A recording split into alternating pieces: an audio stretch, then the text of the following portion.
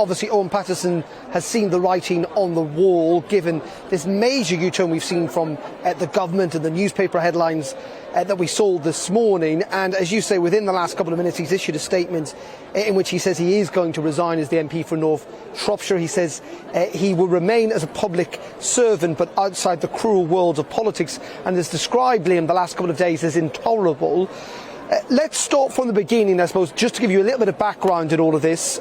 Owen Paterson essentially was paid by two lobbying firms. There was an investigation launched into those paid consultancy roles, and last month the Commons Commissioner for Standards essentially found him guilty that he had breached the paid advocacy rules in the House of Commons, and they recommended that he should face a 30-day suspension. Now, at the time, Owen Paterson said he wasn't guilty and that the fair process in place should have exonerated him, but he hadn't got the ability to give a proper reply. And he also argued at the time that this investigation had been a major contributory factor to his wife's death last year. His wife committed suicide.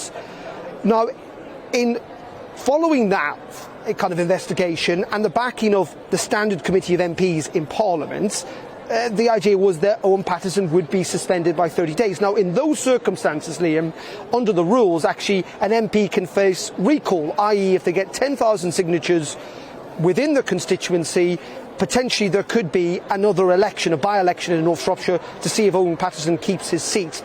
What happened on Wednesday is the government stepped into all of this and said, hold on a moment, actually, we think the rules, as they are, do not work, and we want to change them.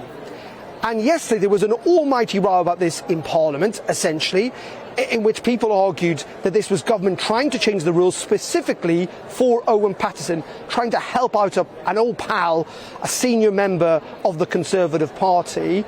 That vote went through yesterday despite many Conservatives abstaining, some rebelling, and opposition clearly from Labour, the Lib Dems and the SNP.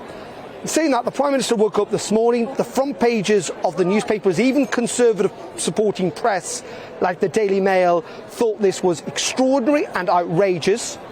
And it was announced, around 10 o'clock in the Commons by Jacob Rees-Mogg, that the government were going to do a U-turn, a massive U-turn on this. They were not going to immediately change the rules, and they thought that they essentially had made a mistake by linking changing the rules to the Owen Paterson case. Now, that then left this question: what was going to happen to that suspension of Owen Paterson for 30 days? It looked like almost certainly MPs were going to be given a vote on this on Monday, with almost certainly that MPs would back the original report saying that he was guilty and he should face that 30-day suspension. Owen Paterson apparently was not told about this government U-turn, and that is why in the last couple of minutes he has issued this statement, seeing the writing on the wall, seeing that probably on Monday he would have lost that vote, he would have been suspended, and somewhat, maybe ironically, cruelly, whatever way you look at it, actually the focus on this case would have almost certainly made that recall a strong possibility. So instead of having to go through all that process, he's decided to resign his seat. In the end, this now means another by-election, but also, for Owen Paterson's point of view, and he continues to argue he's not guilty, though, as I say, the Commons Commissioner found against him, it means that he is going to step out of public life. He has been a senior Conservative for an awful long time, first elected in 1997. He served twice in the Cabinet under David Cameron, first as Northern Ireland Secretary and then as Environment Secretary.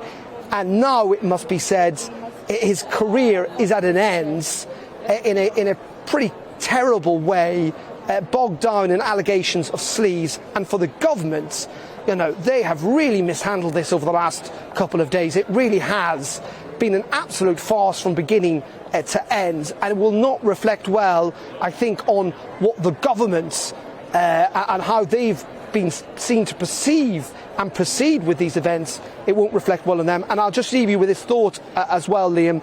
This now means essentially we're facing 4 by-elections, possibly this side of Christmas. It's going to be a really interesting time in politics to see how the public might well react to what's happened in the last couple of days.